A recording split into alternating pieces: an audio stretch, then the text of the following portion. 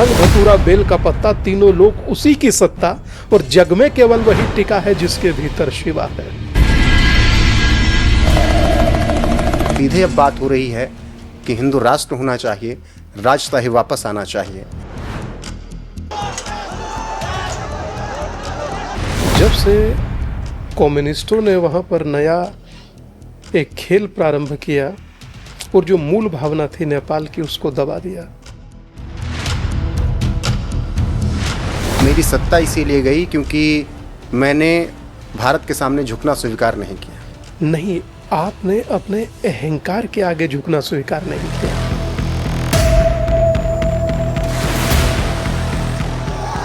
भारत के हालात ऐसे होंगे कि टुडे नेपाल, टुमारो इंडिया।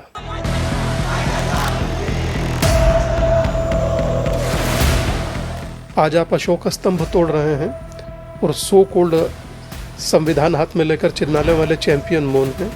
कल आप तिरंगा को कुछ करेंगे या तब भी मौन रहेंगे। जो चल रहा है इस राष्ट्रवाद को लेकर आज नहीं, बहुत पहले से जॉर्ज सोरोस एक है, वो कहता है भारत में जो राष्ट्रवाद इतना उफान पर है उसको खत्म करने के लिए मैं अरबों खर्च कर दूंगा। हम कह रहे हैं स्वयं को खर्च कर दीजिए तो भी खत्म नहीं होगा। 1 करोड़ लोग कैसे संभव हुआ महाराज जी भिक्षा यात्रा में?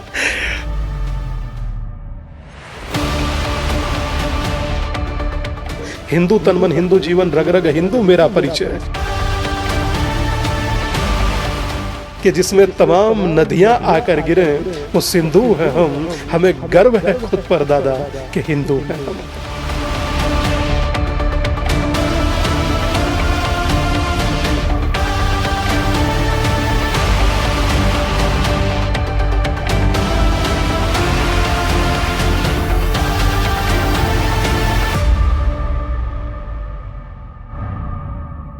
स्वागत है आप सभी का एनएफ न्यूज पर। मैं हूं आपके साथ रोहित। इस वक्त दुनिया के तमाम देशों में उथल पुथल मची हुई है, लेकिन जो कुछ नेपाल में हो रहा है वो भारत के लिए चिंता का विषय है और सतर्कता भी भारत को बरतनी है। अब नेपाल में बात हिंदू राष्ट्र की होने लगी है। जो नेपाल 2008 के बाद राजशाही से आगे बढ़ा, अब वहां पर फिर राजशाही की बात हो रही है। ऐसे में आज नेपाल के हालात, भारत में कुछ ऐसे लोग जो मंसूबे पाल कर बैठे हैं, जो कह रहे हैं कि नेपाल वाला हाल भारत में भी होगा, उन पर और साथ ही तमाम और मुद्दे पर चर्चा करेंगे। इसके अलावा बात होगी भिक्षा यात्रा पर भी। भिक्षा यात्रा पर बात क्यों? क्योंकि स्वामी दीपांकर महाराज हमारे साथ हैं। 1 करोड़ लोग भिक्षा यात्रा के जरिए अभी तक जुड़ चुके हैं। बहुत बहुत स्वागत है महाराज जी आपका एनएफ न्यूज पर। धन्यवाद दादा। सबसे पहले मैं शुरुआत नेपाल से ही करूंगा। वहां सीधे अब बात हो रही है कि हिंदू राष्ट्र होना चाहिए, राजशाही वापस आना चाहिए। क्या आपको लगता है कि नेपाल के लिए हिंदू राष्ट्र बेहतर विकल्प है, राजशाही बेहतर विकल्प है? मैं समझता हूं कि जब तक उद्घोष हिंदू राष्ट्र का वहां होता था, वहां के भाव अलग थे, वहां के विचार अलग थे, वहां की सोच अलग थी। वहां का एक ऊर्जा जो होता है, जो इंसान को बल प्रदान करता है, वो अलग था। जब से कम्युनिस्टों ने वहां पर नया एक खेल प्रारंभ किया और जो मूल भावना थी नेपाल की, उसको दबा दिया। मैं समझता हूं कि ये पुनः उस स्वर का प्रकटीकरण है। पुनः वो उद्घोष नेपाल बोल रहा है और मैं उम्मीद करता हूं कि अगर जो परिस्थिति पुनः वैसी बनी और पुनः नेपाल गर्व से स्वयं को हिंदू राष्ट्र बोल पाया, तो ये मुझे भी अच्छा लगेगा और नेपाल के लोगों को भी। क्योंकि नेपाल एक ऐसा देश है जहाँ से हम लोगों का रिश्ता रोटी और बेटी का है। नेपाल एक ऐसा देश है जहाँ पर हमारे ही 10 परिचित हैं, उनको तकलीफ होती है तो हमें भी तकलीफ होती है। घर जैसा लगता है। घर जैसा लगता है। और वहाँ पर पशुपतिनाथ का होना अर्थात ये है कि हम लोगों के परिवार के एक बड़े देवादिदेव महादेव वहाँ हैं, तो हम लोगों का जाना, हम लोगों का आना और वहाँ के लोगों से मिलना, इंडो नेपाल फोरम जैसे लोगों से जुड़ा होना, तो मुझे लगता है कि कहीं ना कहीं लोगों के मन में कष्ट तो था ही, जिसकी अभिव्यक्ति ऐसी नहीं होनी चाहिए थी पर हुई। राज जी, एक सवाल मेरा ये भी कि एक कहा गया जो राम का नहीं वो किसी काम का नहीं। जिन्होंने राम को काल्पनिक माना, दो उदाहरण दूंगा, दोनों बहुत नीचे चले गए। केपी शर्मा ओली, उन्होंने भी भगवान श्री राम को काल्पनिक कहा था, और कांग्रेस ने तो इस देश में कितनी बार काल्पनिक कहा, कोर्ट तक में काल्पनिक कहा, और दोनों के हालात देख लीजिए। मैं दो चीज कहूंगा। उन्होंने कहा कि अयोध्या भारत में है ही नहीं। और आज यही बात वो कह रहे हैं कि मेरी सत्ता इसीलिए गई क्योंकि मैंने भारत के सामने झुकना स्वीकार नहीं किया। नहीं, आपने अपने अहंकार के आगे झुकना स्वीकार नहीं किया। भारत कहाँ किसी को झुकाना चाहता है? भारत तो हृदय लगाने की भाव को सर्वोपरि रखता है। भारत ही कहता है वसुदेव कुटुंबकम। भारत ही कहता है कि पूरी दुनिया परिवार है। चाइना और अमेरिका के लिए बाजार है, मगर भारत के लिए परिवार है। हम ही वसुदेव कुटुंबकम का उद्घोष पूरी दुनिया में करते हैं। दुनिया के कहीं से पीड़ित है, हम लोगों ने उनको गले लगाया। हम आज भी सबको गले लगाते हैं। तो मैं समझता हूं कि जो आपने उदाहरण दिया प्रभु राम का, भगवान राम का, उन्होंने तो ये कहा कि वो अयोध्या ही काल्पनिक है जो भारत में है। असली अयोध्या तो नेपाल में है। तो मैं समझता हूं कि जो राम का नहीं वो सच में किसी काम का नहीं। और वो मुझे लगता है कि शायद वो नेपाल के लोगों के भी नहीं थे। वो सिर्फ एक होता है ना कि सभी लोग मिलकर के सिर्फ अपने आप को भरना भरना भरना, अपना स्वार्थ, निजी स्वार्थ, परिवार का स्वार्थ, सभी लोग जब इसमें लग जाएंगे तो फिर राष्ट्र सर्वोपरि की भावना तो गौण हो जाएगी ना। वो गौण ही हो गए थे, जो मैं समझता हूं। आप उन बच्चों के जो सड़क पर हैं उनकी बातें सुनिए। क्यों एक जनता के मन में ऐसा अविश्वास क्यों? और मैं समझता हूं कि जो नेपाल में हुआ सो हुआ। बहुत सारे लोग कह रहे हैं, कुछ तो उसमें बड़े प्रबुद्ध लोग हैं और ट्वीट कर रहे हैं। उनके ट्वीट देख करके भी घिन आती है। बिल्कुल, वो कह रहे हैं कि नेपाल के बगल में बिहार है। मैं तेजस्वी यादव का सीधा जिक्र कर रहा हूँ, अखिलेश यादव वही उदाहरण दे रहे हैं, समाजवादी पार्टी के और नेता दे रहे हैं। इसके अलावा तमाम देश में और ऐसे लोग हैं जो कि इस देश के कई हिस्से करना चाहते हैं। कहते हैं पूर्वोत्तर अलग कर देंगे, ये अलग हो जाएगा पंजाब। वो भी कह रहे हैं कि भारत के हालात ऐसे होंगे। वो चिकन नेक वाला कहानी है जो एक सो कोल्ड स्टूडेंट का था कि काट दीजिए और चिकन नेक है और असम अलग हो जाएगा। इस तरीके की बातें थी। मैं समझता हूं कि स्वप्न देखना बुरा नहीं है। अभी चीफ जस्टिस ने एक शब्द बोला है शायद 2 दिन पहले कि हमारे पास दिया हुआ ऐसा संविधान है जो हमें हमेशा हमारे अपने आप से जोड़े रखता है और जिसके होने पर हम मजबूत महसूस करते हैं। तो यहाँ कल्पनाओं में भी वो घटना कभी घट नहीं सकती जो नेपाल में हुई। लेकिन ये जो लोग बोल रहे हैं वो तो साजिश भी रच रहे होंगे ना कि ऐसा हो जाए। मैं समझता हूं कि सरकार बहुत मजबूत है इस तरह की ताकतों के साथ निपटने के लिए और इस तरह की ताकतों को सही जगह दिखाने के लिए। मैं समझ रहा हूं कि एक ट्वीट मुझे याद है। वो ट्वीट में लिखते हैं, कोई समाजवादी पार्टी के नेता थे।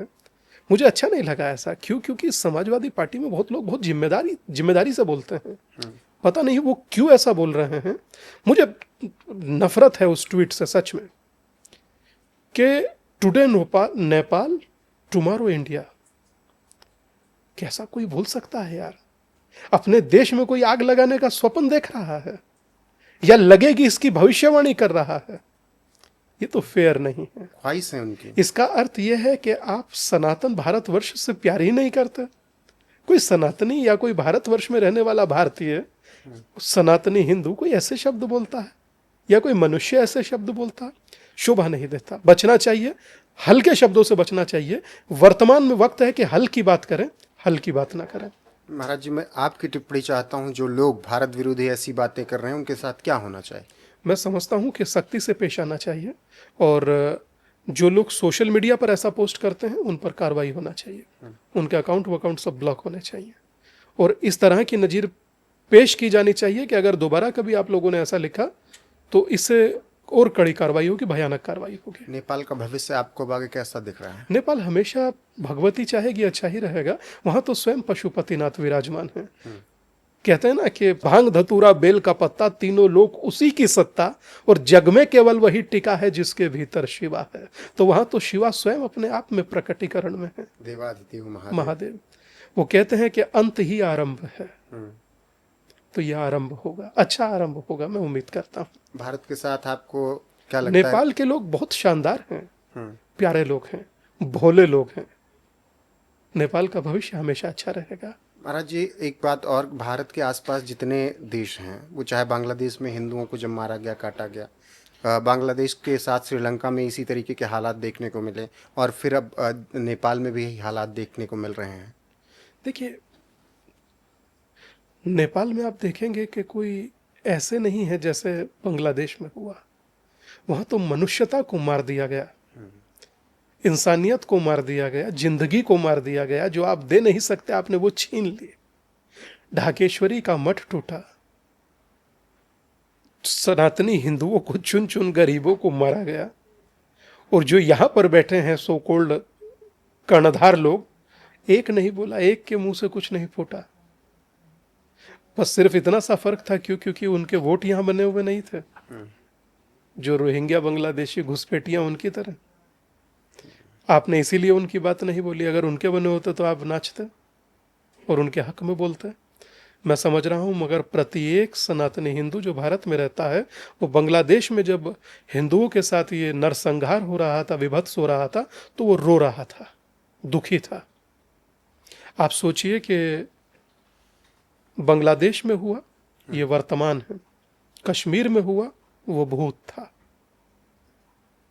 अशोक स्तंभ टूटा, वही आ रहा हूँ, ये वर्तमान है। कश्मीर की तो एक तस्वीर और आई, उस पर भी ये लोग कुछ नहीं बोल रहे हैं। नहीं बोलेंगे ना। अच्छा, मुझे दिक्कत विक्कत तो क्या कहूंगा, मुझे आश्चर्य वो है, वो कहाँ गया वो लाल वाला डायरी? उस पर भी ना वो प्रतीक चिन्ह बना है। क्यों अच्छा नहीं लगता? ऐसा क्यों कर रहे हैं भाई, जो उचित ही नहीं है? और देश के प्रतीक चिन्ह को नोट पर बना है, कैसे हटाइएगा नोट अपने पास से? आपको आधार कार्ड पर बना है, पैन कार्ड पर बना है, और जिससे जाकर आप हज कर आते हैं उस पासपोर्ट पर भी बना है। आपको अशोक स्तंभ टूटने से दिक्कत थी, या फिर जिन्होंने तोड़ा उनसे दिक्कत थी? अशोक स्तंभ टूटना बेहद दुर्भाग्यपूर्ण है पूरे देश के लिए। कोई भी तोड़े, कोई भी तोड़े। आज आप अशोक स्तंभ तोड़ रहे हैं, और सो कोल्ड संविधान हाथ में लेकर चिल्लाने वाले चैंपियन मौन हैं। कल आप तिरंगा को कुछ करेंगे, ये तब भी मौन रहेंगे। मगर आपको पता लगना चाहिए, अशोक स्तंभ भारत का प्रतिनिधित्व करता है पूरी दुनिया में, देवी देवता का नहीं। ये कौन सी मानसिकता है जो लोग तोड़ रहे थे? यही मानसिकता है जो कश्मीर में धर्म पूछकर मार डालती है। यही मानसिकता है जो बांग्लादेश में निर्दोषों को लील जाती है। यही मानसिकता है जो पाकिस्तान में अल्पसंख्यकों को लील जाती है। यही मानसिकता है जो 90 में कश्मीरी हिंदुओं को लील जाती है। यही मानसिकता है। इसी मानसिकता का मैं समझता हूं कि स्पष्ट शब्दों में विरोध होना चाहिए, वरना आप आज गलत को गलत नहीं कहेंगे, ये कल आपका दरवाजा भी खटखटाएंगे। गलत को गलत कहने में आप लोग डर रहे हैं। सही की तो उम्मीद ही नहीं है कि आप सही को सही कह देंगे, पर गलत को तो गलत कह दीजिए। पता नहीं क्यों आप लोग घबराते हैं, समझ से बाहर। आपने जब बात की कि धर्म पूछकर मारा गया, थोड़ा हटकर है, लेकिन मेरा ये सवाल है कि 14 सितंबर को हम पाकिस्तानियों से हाथ मिला रहे होंगे, हम पाकिस्तान से मैच खेल रहे होंगे, इस पे आप क्या सोचते हैं, खेलना चाहिए क्या? नहीं, मैं बिल्कुल इत्तेफाक नहीं रखता। शायद मुझे लगता है ऑपरेशन सिंदूर जारी है अभी भी। अगर जारी है तो फिर मैच खेलने का क्या बनता है? और जब देश में मैच देखा जाएगा तो उन लोगों के मन पे क्या बीतेगी जिनके धर्म पूछे गए थे। हम लोगों को रहता है कि 4 लोग देखेंगे तो क्या कहेंगे, 4 लोग सोचेंगे तो क्या कहेंगे, 4 लोग पूछेंगे तो क्या कहेंगे। ये 4 लोग हैं कौन, हमें आज तक नहीं समझ में आया। दिखते कहाँ हैं, मिलते कैसे हैं? भूखा है किसी को 4 लोग रोटी तो खिलाने नहीं आते, तकलीफ में है साथ देने तो नहीं आते। वो सोचेंगे तो क्या कहेंगे। मुझे लगता है इससे ज्यादा बड़ा मिथक कुछ नहीं हो सकता।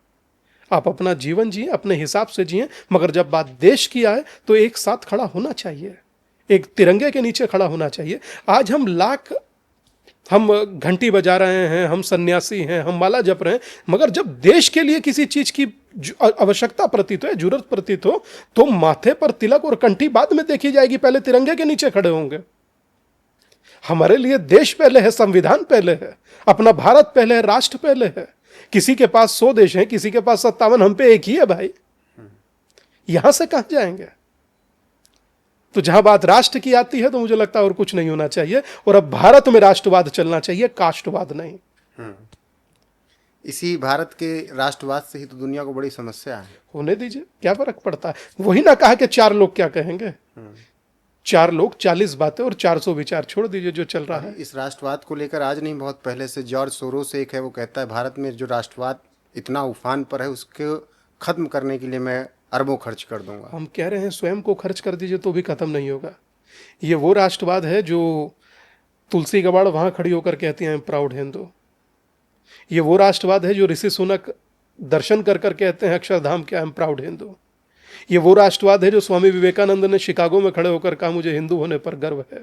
और ये वो राष्ट्रवाद है जिसके लिए स्वर्गीय श्रद्धेय अटल जी भारत रत्न कहकर गए थे, हिंदू तन मन हिंदू जीवन रग रग हिंदू मेरा परिचय। ये वो राष्ट्रवाद है जिसको बहुत प्यारे स्वर में कहा जाता है कि जिसमें तमाम नदियां आकर गिरे वो सिंधु है हम, हमें गर्व है खुद पर दादा कि हिंदू हैं हम। ये वो राष्ट्रवाद है जिसमें आकर कहते हैं कि भारत की धरती का केंद्र बिंदु हिंदू। बिल्कुल। और मैं आपकी भी मतलब बहुत छोटा हूँ लेकिन फिर भी प्रशंसा इस बात की करूँगा कि इस राष्ट्रवाद को आपने उफान दिया है। भिक्षा यात्रा के तहत लोगों को इकट्ठा करने में आपने जो काम किया है उसके लिए मेरी तरफ से भी आपको बहुत बहुत शुक्रिया। बहुत छोटा हूँ ये सब कहने के लिए बड़े शब्द, लेकिन 1 करोड़ लोग कैसे संभव हुआ महाराज जी भिक्षा यात्रा में? पर दिन भी बहुत ज्यादा लग गया है यार। अकेले हैं तो दिन ज्यादा लगता है, पर अब अकेले नहीं है। पर जब चले थे तब अकेले ही थे। एक छोटा सा शहर सहारनपुर, और उस सहारनपुर में एक तहसील देवबंद, उस देवबंद में एक छोटा सा शमशान, और उस शमशान में एक छोटा सा आश्रम, और उस एक आश्रम में एक बहुत महान व्यक्ति जिन्हें हम अपना पूज्य गुरुदेव कहते हैं, स्वामी ब्रह्मानंद सरस्वती, जिनका विचार था कि जातियों में विभक्त समाज बहुत कमजोर होता है और जातियों में ना बटकर संगठित हुआ एक हिंदू समाज बहुत सशक्त और अपराजय होता है। यह उन्हीं का विचार था। उन्होंने हमसे कहा, 4 साल बाद जब उनका शरीर नहीं रहा तो हमें यह आया कि हमें उनकी आज्ञा का पालन करना चाहिए, और हमने इस यात्रा को प्रारंभ किया 23 नवंबर 2022 को। यह यात्रा चलते चलते 900 दिन से ज़्यादा हो गया। यह यात्रा 6 स्टेट को कवर कर चुकी है। यह यात्रा 1 करोड़ से ज़्यादा लोगों को जोड़ चुकी है, जिन्होंने एकीकरण का संकल्प लिया कि जातियों में नहीं बटेंगे, हिंदू होकर रहेंगे। यह यात्रा 18,000 किलोमीटर चल चुकी है। यह यात्रा अभी भी जारी है। अब मैं समझता हूं कि कल फिर किसी नए शहर की बारी है। पहले से तय हो रहा है या पड़ाव के साथ ही शहर मिलते जा रहे हैं लोग? पड़ाव के साथ भी शहर मिलते चले जाते हैं। अब मैं समझता हूं कि अकेला हूं, कहां कहां पहुंच पाऊंगा। कई जगह तो 1 करोड़ लोग हैं महाराज जी। हाँ, इसीलिए कहां कहां पहुंच पाऊंगा। तो जहां पहुंच पाता हूं मैं जाता हूं, करता हूं। मगर मैं अब लोगों से पूछता हूं तो मुझे लगता है बड़े सटीक और बहुत प्यारे उत्तर आते हैं। अगर आप 10,000 लोग बैठे हैं सामने और आप उनमें कहिए कि जितने यादव समाज से लोग हैं खड़े हो जाइए, तो 100 लोग खड़े होंगे। अगर आप कहेंगे कि कुर्मी समाज से लोग खड़े हो जाइए तो 100 लोग खड़े होंगे। अगर आप कहेंगे ब्राह्मण समाज से खड़े हो जाइए तो 100 लोग होंगे। अगर आप कहिए जाट यादव गुजर त्यागी के नाम से खड़े हो जाइए समाज के, तो जाति के नाम से, तो फिर 100 लोग खड़े होंगे। अगर आप कहिए कि हिंदू खड़े हो जाइए तो 10,000 खड़े होंगे। तो मैं वो 10,000 हाथ खड़े हुए देखता हूं तो मुझे प्रसन्नता होती है कि मेरा परिवार, मेरा समाज जो जातियों में बिखरा हुआ था वो एक होता जा रहा है। जब किसी प्यारी सी कार के पीछे लिखा हुआ देखता हूं हिंदू, तो मेरा मन खुश होता है। जब किसी ट्विटर पर या किसी के सोशल मीडिया अकाउंट में पीछे सनातनी लिखा देखता हूं तो मेरा मन प्रसन्न होता है कि लोग अब प्राउड से खुद को हिंदू तो कहने लगे हैं। तो मेरी यही यात्रा है। मेरा किसी से कुछ मांगने जैसा नहीं था। मुझे पैसा वैसा तो रत्ती नहीं चाहिए आपसे, और ना मुझे आपसे कोई फेवर चाहिए। बस मैं तो हिंदू होने की भिक्षा मांग रहा था, परिवार को जोड़ने की। तो अभी ये भिक्षा यात्रा निरंतर चलती रहेगी? अभी तो चल ही रही है। अभी तो चल ही रही है। कहाँ, कितने लोगों तक पहुंचने का कुछ प्लान है? अभी 1 करोड़ है, कम से कम 20 करोड़ 40 करोड़ लोगों तक तो पहुंचू यार। 1 करोड़ तक रुक जाऊंगा तो कैसा चलेगा। और अच्छा रुक कर करूंगा क्या? ढाका में ढाकेश्वरी मंदिर नहीं बचा, मेरा मेरा शमशान बचेगा? वहां मठ नहीं बचे, मंदिर नहीं बचे इस्कॉन जैसे, तो मेरा बचेगा? हाँ, जहाँ से आप देवबंद से आते हैं वहाँ का तो एक नहीं, पर देवबंद की बात नहीं है। देवबंद तो मेरे भारत का अभिन्न अंग है, तो वहां कोई दिक्कत नहीं है। वहां तो दिक्कत नहीं सब, होती आपको? वहां सब नहीं, वहां सब भाई जैसे हैं, परिवार की तरह रहते हैं। दिक्कत तब देखिए अगर आप गलत कर रहे हैं, आप समझ रहे हैं आपकी यात्रा किसी के विरोध में नहीं है, पहले आप ये समझ लीजिए। किसी सिंगल आदमी के, किसी मत, किसी पंथ, किसी संप्रदाय के विरोध में नहीं है ये यात्रा। ये यात्रा तो बिखरे हुए समाज को एक करने की है, जो बिखेर दिया गया था British census commissioner Herbert Risley के द्वारा, जिसने कहा जिसका माथा ऐसा वो उच्च जाति, जिसकी आंख ऐसी वो उच्च जाति, जिसके ठोडी ऐसी वो उच्च जाति, जिसके कंधे ऐसे वो निम्न जाति, जिसके पांव ऐसे वो निम्न जाति। ये British census commissioner Herbert Risley ने कहा। हमने कभी नहीं कहा कि तेली ऊंचा है, माली लोहार ऊंचा है, सुनार। किसी एक धर्म ग्रंथ में सिंगल किसी जाति का जिक्र हो तो बताइए, मैं यात्रा आज रोक देता हूं। किसी एक धर्म ग्रंथ में जाति का जिक्र नहीं है और समूचा भारत, समूचा हिंदू समाज जातियों में बटा है। क्यों भाई? जातियों से मुझे महाराज जी याद है, जब अभी नेपाल में फिर वापस जाऊंगा, नेपाल में जब ये पूरी हिंसा हुई, बवाल हुआ, तो इस देश में बैठे कुछ लोगों ने ये प्रोपेगेंडा चलाया कि नेपाल में ये लड़ाई ना भ्रष्टाचार के खिलाफ थी, ना रोजगार के लिए थी, ना सरकार के खिलाफ थी, ये जो ब्राह्मण का वर्चस्व था वहाँ की राजनीति में उसके खिलाफ थी।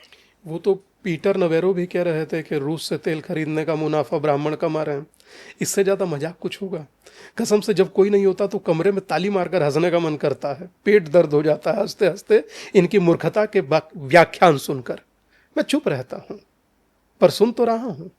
विद्वान का मौन हो जाना मूर्ख को विजय लगता है, पर इससे बड़ा हास्यास्पद कुछ नहीं हो लेकिन सकता। पीटर को बताया किसने होगा कि ब्राह्मण, यादव, बनिया?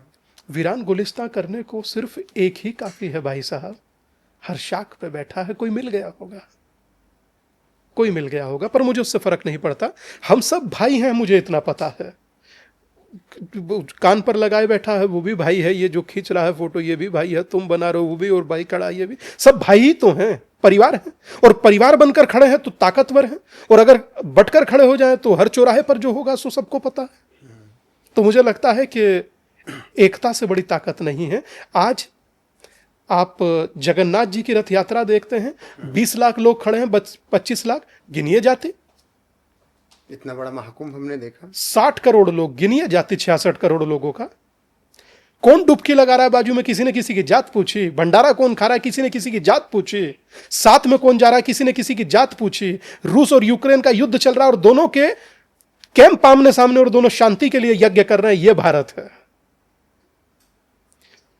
ठेले पर बिकने वाले फल जो बिखरे हुए होते हैं उनकी वैल्यू नहीं होती भाई, जो गुच्छा होता है वैल्यू उसकी होती है।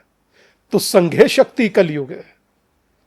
भारत में एक शमशान, एक भगवान और एक विधान, इतना बहुत। लेकिन अभी भी जातियों में बांटने के लिए प्लानिंग तो हो ही रही देश में। नहीं, पर अब हिंदू एक हो रहा है, हिंदू एक हो रहा है और हिंदू संगठित हो रहा है। हिंदू का जनजागरण हो रहा है, मैं ये देख पा रहा हूं। मैं अपनी रोज की यात्राओं में देख पाता हूं और मुझे देखकर प्रसन्नता होती है कि जो चाह रहा हूं वो हो रहा है। पर हम लोग कुछ गलत नहीं चाह रहे तो मुझे इस बात की खुशी है। हम लोग तो सबको जोड़ ही रहे हैं ना। भगवान बुद्ध के समय की एक छोटी सी घटना बता रहा हूं। कहा कि ये पेड़ का पत्ता है, वो बुद्ध को मारना चाहता था। तो उन्होंने कहा कि एक ये पेड़ की टहनी तोड़िए, उसने तोड़ दिया। अब बुद्ध ने कहा इसे जोड़ दीजिए और फिर मुझे मारिए। तो बोले ये जुड़ेगी कैसे? तो बोले जब आप जोड़ नहीं सकते तो आपको तोड़ने का अधिकार किसने दिया? तो जब आप जोड़ नहीं सकते हो तो आपको तोड़ने का अधिकार किसने दिया? क्यों तोड़ रहे हो यार? ब्राह्मण, बनिया, पंडित क्यों और आखिर हिंदू खंडित क्यों? हिंदू खंडित नहीं होना चाहिए। लेकिन इस तोड़ने की साजिश में तमाम ऐसे भी लोग हैं जो दुनिया भर से या आस पड़ोस के देशों से घुसपैठ करके इस देश में आ रहे हैं। मुझे लगता है कि जो घुसपैठिए हैं उनको लेकर तो जरूर कहूंगा कि देश में कुछ होना चाहिए। अगर जो देश उनके प्रति सचेत नहीं है, या समाज उनके प्रति सचेत नहीं है, या सरकारें उनके प्रति सचेत नहीं है, तो आने वाले भविष्य के लिए ये अच्छे संकेत नहीं है। क्या कोई प्रौढ़ सभा इस बात को आश्वस्त कर सकती है कि ये लोग कल प्रौढ़ सभा का हिस्सा नहीं होंगे? कोई एक व्यक्ति इस बात को सरकार का आश्वस्त कर सकता है कि ये आने वाले 30 त्योहारों में हस्तक्षेप नहीं करेंगे? वो तो बंगाल में हम देख रहे हैं ना, असम बंगाल में, छोड़ झारखंड दीजिए, में देख रहे हैं। कौन सी आपकी यात्रा ऐसी है जिस पर बिना पत्थर बिना थूके पूरी होती है? आज यह हाल है, कल क्या होगा? मैं समझता हूं भारत देश है, धर्मशाला नहीं है। और जो जहां से आया वो अपने घर जाकर रहे, वो ज्यादा अच्छा है। नहीं, वो तो उसके लिए अभी एक नया कानून भी आया, लेकिन लोग कह रहे हैं कि इतनी बड़ी जमीन है भारत में, इतने लोग रह लेंगे, कुछ बाहर के घुसपैठिए तो क्या दिक्कत। अमेरिका का शहर है, एक राज्य है डेट्रॉयट। वहाँ एक छोटे से शहर की कथा है। कभी वहाँ पोलैंड से आए लोग रहते थे, आज वहाँ एक व्यक्ति तक नहीं बचा वहाँ। साथ के साथ मेयर हैं उन्हीं एक समुदाय के। आप समझिए। तो मेरा विचार ये है, मेरा मानना ये है, कानून के दायरे में, संविधान के दायरे में सब लोग अपने अपने घर में आनंद से रहें, मगर जो गलत है उस गलत के प्रति कभी कॉम्प्रोमाइज नहीं करें, वरना मुझे लगता है कि उसकी आने वाली पीढ़ियों को सजा भोगनी पड़ेगी। कहते हैं ना कि आज लम्हों ने खता की और सदियों ने सजा पाई। ऐसा मत करिए। भारत को एक रहने दीजिए, गुलदस्ते जैसा अच्छा लगता है। आप सोचिए कि 3 रंग हैं, सफेद, भगवा और हरा। सफेद का और हरे का तो सबको पता है कि ये शांति का प्रतीक है, वर्ल्ड वाइड सब जानते हैं। हरे का पता है कि ये ग्रीनरी का प्रतीक है, सब जानते हैं। मगर एक भगवा है जो किसी चीज का प्रतीक नहीं, वो मात्र आध्यात्म का प्रतीक है, वो सबको अलग से पता है। तो यही हम लोगों की आत्मा है। लेकिन महाराज जी, जब इस देश में लोगों की पहचान पूछी जा रही है, हालांकि उनको निकाला भी नहीं जा रहा, केवल SIR करवा लिया जा रहा है एक राज्य में, तब बवाल काट दिया जा रहा है। फर्क नहीं पड़ता, मुझे लगता है बवाल काटने दीजिए, मगर वो भी तो यही चाह रहे हैं कि इसको सही किया जाए। तो सही तो करना ही चाहिए सरकार को बिना रुके। अब रुकना नहीं चाहिए, क्योंकि अगर जो अब रुके तो फिर कब करेंगे? घुसपैठियों से प्यार दिखाने वालों ये कौन है? इनको क्यों इतनी घुसपैठियों से ज्यादा दिलचस्पी? कोई देखिए, इन्हें वोट दिखता है, घुसपैठिया नहीं। आपको घुसपैठिया दिखता है, मुझे घुसपैठिया दिखता है, सरकार को घुसपैठिया दिखता है, राष्ट्र की सुरक्षा करने वालों को घुसपैठिया दिखता है, मगर उसे वोट जानने वालों को वो सिर्फ एक लाभप्रद वोट के जैसा ही दिखता है। मगर इसके पीछे एक बहुत बड़ा सिस्टम काम करता है, जो इनका आधार कार्ड बनाता है। कौन है वो, उसे चिन्हित करिए। तहसील में जो इनका पहचान पत्र और राशन कार्ड बनाता है 200-500 रुपए लिख करके, उस दलाल को करिए, उसे ना चिन्हित करिए। इन लोगों को चिन्हित कीजिए, तो तब बात बनेगा। लोग ही जब सिस्टम में इन लोगों से जुड़े बैठे होंगे, चंद पैसों के लिए जो बेच रहे होंगे देश की असमत को, तो फिर बचेगा क्या? आप सोचिए ना, पासपोर्ट तक बनवा रहे हैं ऐसे लोग। बिल्कुल। महाराज जी, जिस तरीके से आपकी यात्रा चल रही, फिर यात्रा में आऊँगा, कहीं आपको समस्या हुई यात्रा करने में? चुनौतियां तो हैं। कैसी चुनौतियां आई?